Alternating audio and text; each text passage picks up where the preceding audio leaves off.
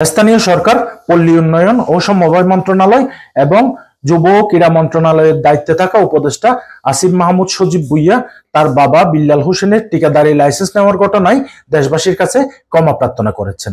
পাশাপাশি তার বাবার নামে নেওয়া ট্রেড লাইসেন্সটি বাতিল করা হয়েছে বলে তিনি নিশ্চিত করেছেন।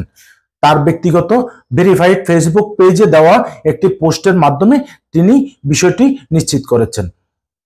বাবার ভুলের জন্য আমি দুঃখিত, এই বাক্যটি আসলে অনেক কিছু বদলে দেয়। একজন উপদেষ্টা সরকারি পদে থাকা অবস্থায় নিজের বাবার কনফ্লিক্ট অফ ইন্টারেস্ট স্বীকার করেছেন, বাবার করা ঠিকাদারি লাইসেন্সের কথা স্বীকার করেছেন, এই বিষয়ে ব্যাখ্যা দিয়েছেন এবং সেটি বাতিলও করেছেন। এটি বাংলাদেশের প্রেক্ষাপটে একটি অনন্য নজির। আমাদের দেশের রাজনীতিতে ভুল স্বীকার করা মানে দুর্বলতা। ভুল করে, অপরাধ করে কেউ কখনো স্বীকার করেন না, কারণ ভুল স্বীকার করলে দুর্বলতা প্রকাশ পাবে এবং নিজেকে ক্ষমতাধর দানব হিসেবে প্রতিষ্ঠিত করা যাবে না। এটি ছিল বাংলাদেশের চিরচারিত রাজনৈতিক প্রেক্ষাপট। কিন্তু এই ঘটনা একেবারে আলাদা।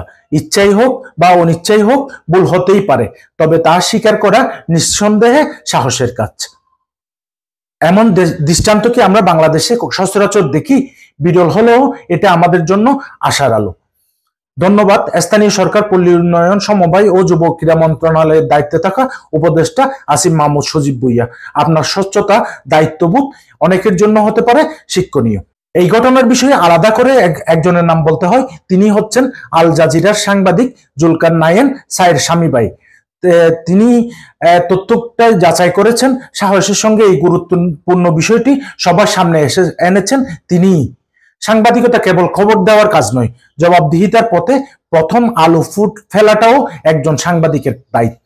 উপদেষ্টা আসিফ মাহমুদের ফেসবুক পোস্টের মাধ্যমে জনগণকে জানানোর এই উদ্যোগের মাধ্যমে সরকার এবং রাষ্ট্র পরিচালনায় থাকা ব্যক্তিদের স্বচ্ছতা, জবাবদিহিতা নিশ্চিত করার একটি প্রচেষ্টা দেশের মানুষ দেখতে পেল।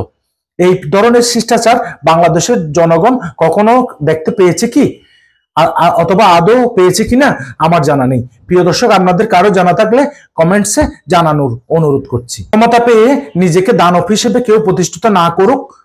স্বচ্ছতা, জবাবদিহিতা, রাজনৈতিক শিষ্টাচার হোক আগামী রাষ্ট্র পরিচালনার হাতিয়ার, এমনটাই সাধারণ মানুষের প্রত্যাশা। প্রিয় দর্শক, কমেন্টসে আপনাদের মতামত জানানোর পাশাপাশি ভিডিওটি ভালো লাগলে শেয়ার করে সবাইকে দেখার সুযোগ করে দেওয়ার অনুরোধ করে এখনকার মতো বিদায় নিচ্ছি। আসসালামু আলাইকুম ওয়া রাহমাতুল্লাহ।